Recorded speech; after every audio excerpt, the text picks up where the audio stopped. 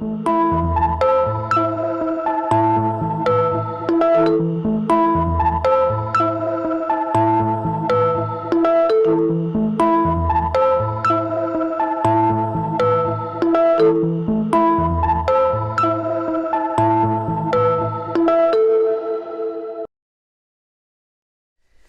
Jon, hemen gaude berriz ere Ulian, urtero bezala ezegunen garrantzia ospatzeko ezegunen mundu mailako egunean, eta zurekin hitz egin nahiko genuke pixka bat ezegunen garrantziaz eta nondik sortu zen egun honen ospakizuna. Orduan, hasieratik hasteko ze kontatuko diguzu ezegunen inguruan beraien garrantzia edo nola tratatu izan dira urteetan zehar ezeguneak? Ezeguneak azkenean ekosistema bereziak dira, ura bere baitan daukaten ekosistemak dira, ura eta lurraren arteko trantsizioko zonaldeak dira. Normalean, kasu gehienetan ura agerian geratzen da, baina badaude ekosistema batzuk ere ura ez horren agerikoa dena. Eta ezegun horiek tamalez historian zehar nahiko gaizki tratatu izan ditu gizakiak, denbora luzean zehar asko eta asko lehortu egin zian. Eta orduan honen gaude pixka eta atzera bueltako prozesu batean. Berreskuratzen ari gara hainbat ezegune, izan ere bertan bizidunetako batzuk derrigor behar dituzte beraien biziziklo osoa osatzeko. Horrez gain, esan behar da, habitat oso erakartzaile eta garrantzitsuak direla. Erakartzen dituztelako ez bakarrik beharrezko dituzten bizidun horiek, baizik eta beste hainbat animalia eta landare ere erakartzen dituzte, izan ere bertan bere bizi zikloaren funtzio desberdinak bete ditzakete. Eta gero esan beharra dago, komentatu duzun bezala, historikoki gaizki tratatzeaz gain, ez dutela babes handirik izan.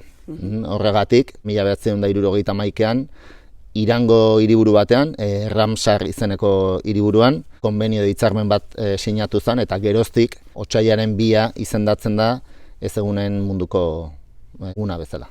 Bai, zuek arantzaditik denbora asko daramazue ezegunak berreskuratzen, zerekin topatu zeatea da, nola aurkitu dituzute ezeguneak? Esan beharra dago, babes mailan, babesten diren ezegunen gehiengoa diela ezegune handiak. Tamalez Euskal Herrian ez dauzkagu horren beste ezegune handi.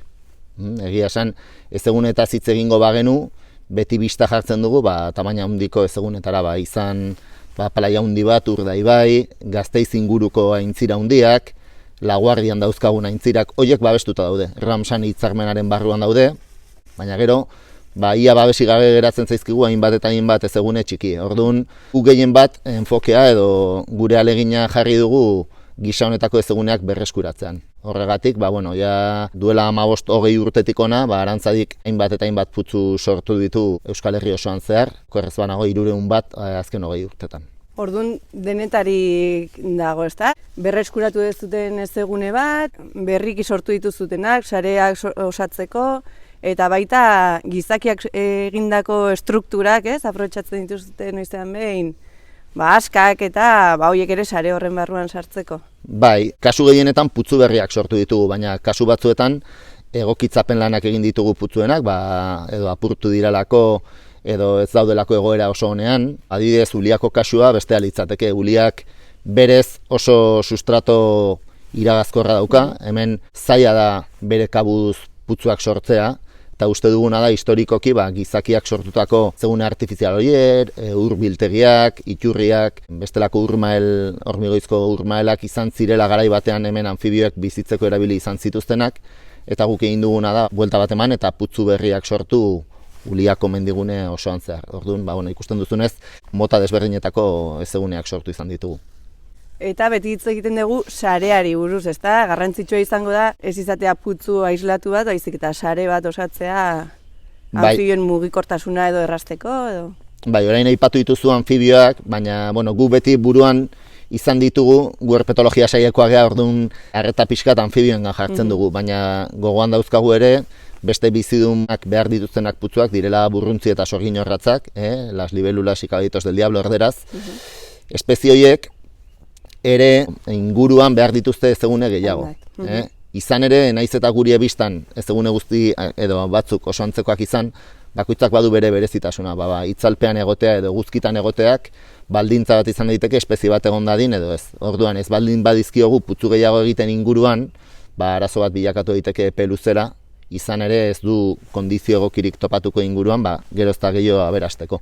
Eta gertaliteke ere, putzuak denborarekin funtzio hori galtzea, anfibioientzako ja erakargarri ez izatea, eta orduan inguruan ez baldin bauka beste segunerik, desagertu egingo da. Horregatik, garantzitsua da ez bakarrik putzuak sortu edo egokitzea, baizik eta desberdinak izatea.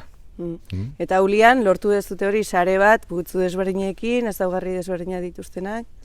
Bai, sortutako putzuen tamaina adibidez desberdina da, batzuk iraunkortasun handiago dute, guk pixkat zailkapen moduan egiten duguna da bereizten ditugu 3 ezegune mota, batzuk izaten dira putzu azalak edo efimeroak, lehortu daitezkenak oso denbora gutxian, ez dakit hilabete batean, 2 hilabetetan, gero daude putzu temporalak, dirala urtearen arabera, urte osoa aberatsa baldin bada euritan, urte osoa egon daitekena urarekin, baina momentu batzutan lehortu daitekena, eta gero daude iraunkorrak edo permanenteak, eta horiek irauten dute denbora guztian urarekin. Hau da kasua, hemengo putzu adibidez basoioakoa, urte osoan urarekin mantentzen da. Orduan espezie batzuentzako oso mesedegarri izango da, baina besteentzako ez horren beste. Izan ere, evoluzioaren, adaptazioaren bitartez, espezie batzuek bilatzen dutena da, lehortzeko arrisku gutxi izatea. Orduan, iraunkorra baldin bada putzua, lortzen dugu hori.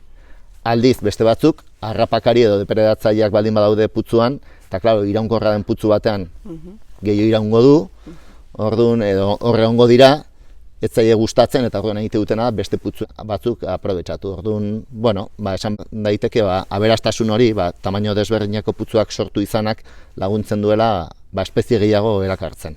Eta ze helbururekin edo sortzen dira ezegune sare hauek edo? Esan beharra dago, helburu bakar bat, kasu batzuetan ez dela helburu bakar bat izaten, baina gu normalean 3 desberdintzen ditugu. Kasu bereziena izango litzateke, espezie mehatxatu bat baldin badaukagu ingurune batean eta espeziak egoera makurrean baldin badago, putzuak sortzen dizkiogu berari mesede egiteko. Normalean ez ditulako ezegune egokiak edo falta ditulelako putzu sarea egokitzeko, ez? Hori izango zen lehenengo helburua. Bigarrena izango zen orokorragoa. Kasu gehienetan betetzen dana Uliako kasua. Hemen ez daukagu espezie mehatxatu berezi bat, baina bai nahi genuena zen indartu bioaniztasuna orokorrean.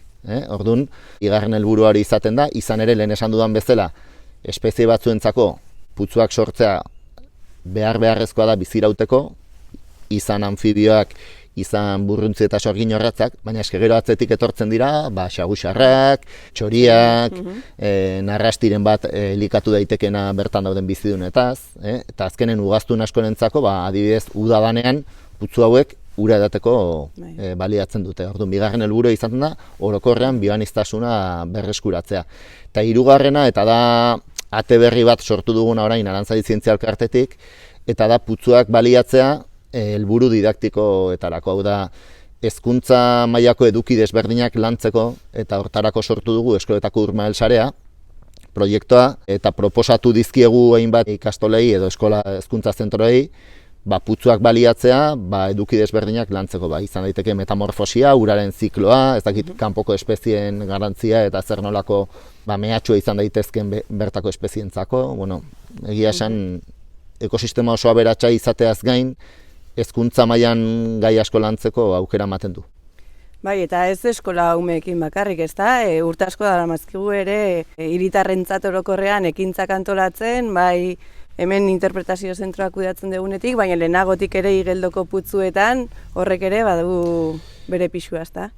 Bai, normalean egia esan nahiko zorte txarra dugu, izan ere hitzarmena sinatu zen eguna Iranen ziurrenik eguraldi oso nahi ingozun, baina otsailaren 2 ezegunen nazioarteko egun adibidez anfibioen ikuspegitik gauzak ikusteko ez garaio egokiena, baina ia urtero ekintzak antolatzen ditugu, bai ezegunetara bisitak, tailerrak eta bestelako ekintzak hemen Uliako interpretazio zentroan bertan egiten diranak. Izan ere Donostiak, badu ere bere berezitasun propioa, ez dugu aipatu, baina Donostia, Orio eta Usurbil artean bizi da Euskal Autonomia Erkidegoan galzorian edo en peligro de extinción bezala sailkatu zen anfibio espezie bakarra, dala hegoaldeko zuaitzigela, la ranita meridional erderaz, batzuk igeldoko igela ditzen diote, ez da zuzena, anfibio horren bueltan ere ekintza desberdinak egin izan ditugu, berak erabiltzen dituen putzuak bisitatzeko, eta pixka bat espeziaren garrantzian nabarmentzeko. Adibidez, espezie horrek nahiko estabilizatuta dago bere neurrian.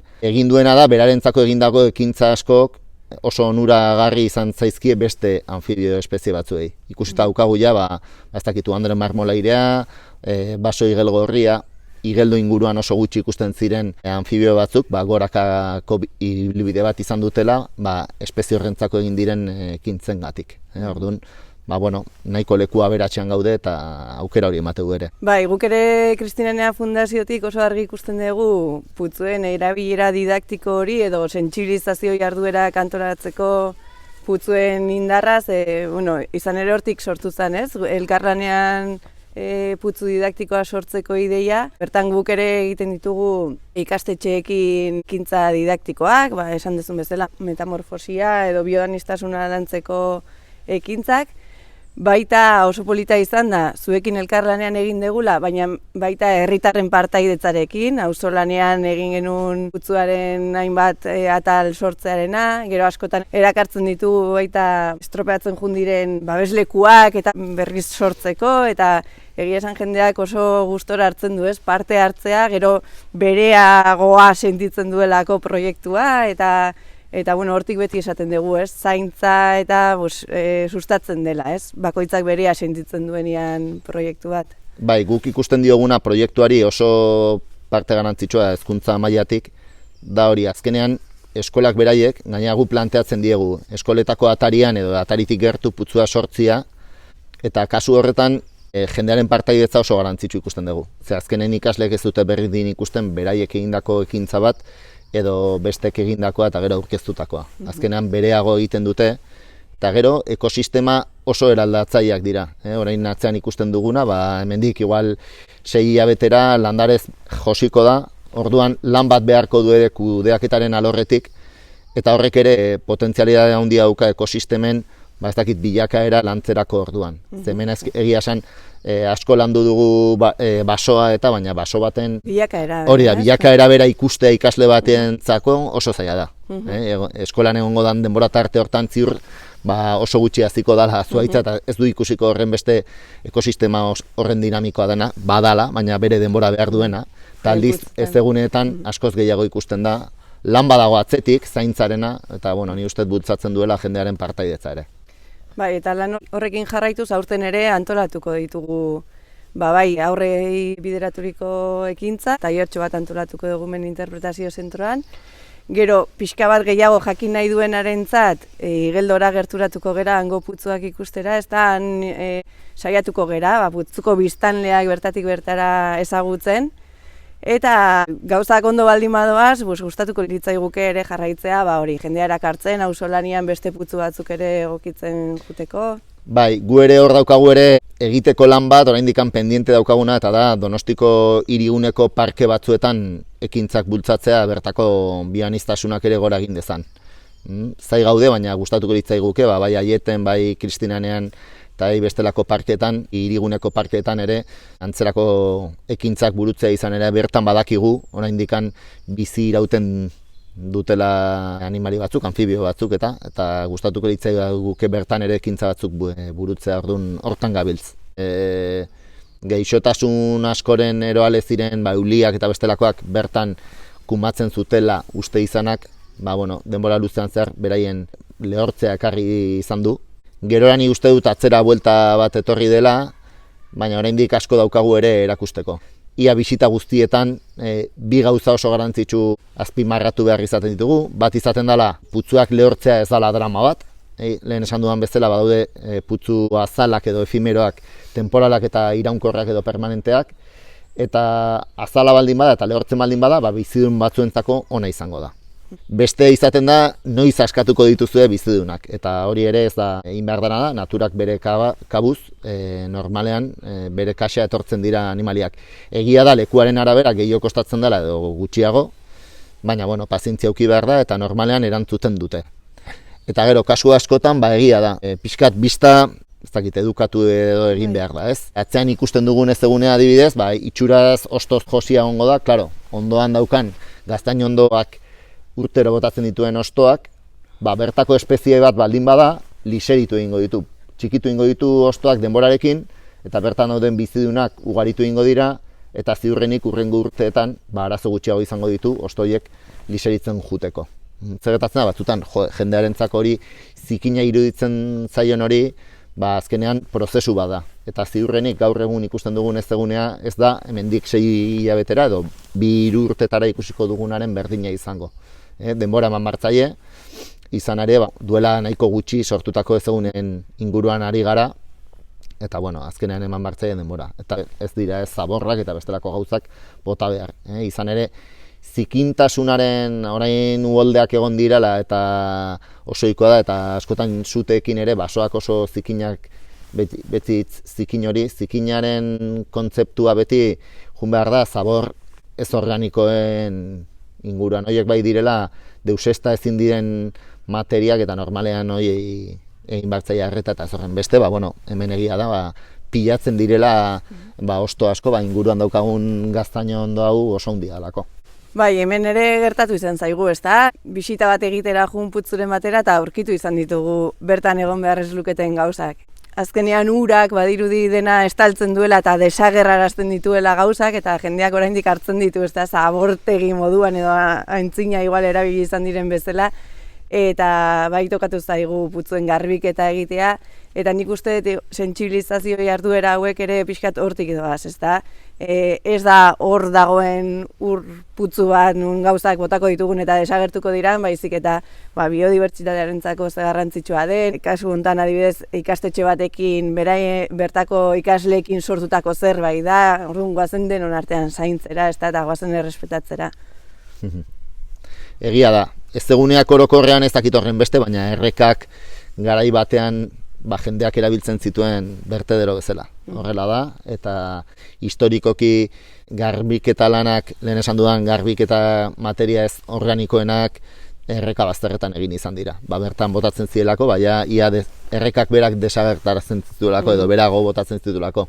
Ni uste nuen ez egunetan ez horren beste, baina egia da kasuak eta kasuak badaudela, eta topatu izan ditugula, lekuaren arabera gehiago edo gutxiago, baina bota izan dizkigute denetarik, aulkiak, pilak, pantaiak, ordenadoreak, denetarik. Guk jarraituko dugu lan horretan, ezta? Nik ikusten dut, etortzen den jendea oso pozik gelditzen da, oso gustora, eta hortik azitxo bat jartzen dugula, ez egunak errespetatzeko, berreskuratzeko, eta agian behar den lekuetan sare berriak sortzen juteko. Hori da, azkenean eremu konkretu batzuetan Donostikoak ja bere lana egiten gabiltza edo egin dugu, baina gustatuko litzaiguke putzu sarea ere udalerri osora zabaltzea, gaur egun igual segunez eskas egon daitezken eremuetan ekintzak burutzea. Izan ere jendeak batzutan ere esate dugu, baina ja eskezak izan bat ez egun egin dituzue, baina ez gara konturatzen ere egindako sortutako galera ikaragarria izan dela. Europa mailan aipatzen diren datuen arabera, putzuen 150-60 galdu zen aurreko mendean zehar, eta hori hitz egiten egea ez egune handietaz. Ziurrenik ez egune txikien inguruan ez dakigu egia ezer, eta gustatuko litzaiguke alde neurrian ere eta ekintzak ondo eginda, planteamendu egoki batekin, zabaltzea udalerriko beste eremu konkretu batzuetara.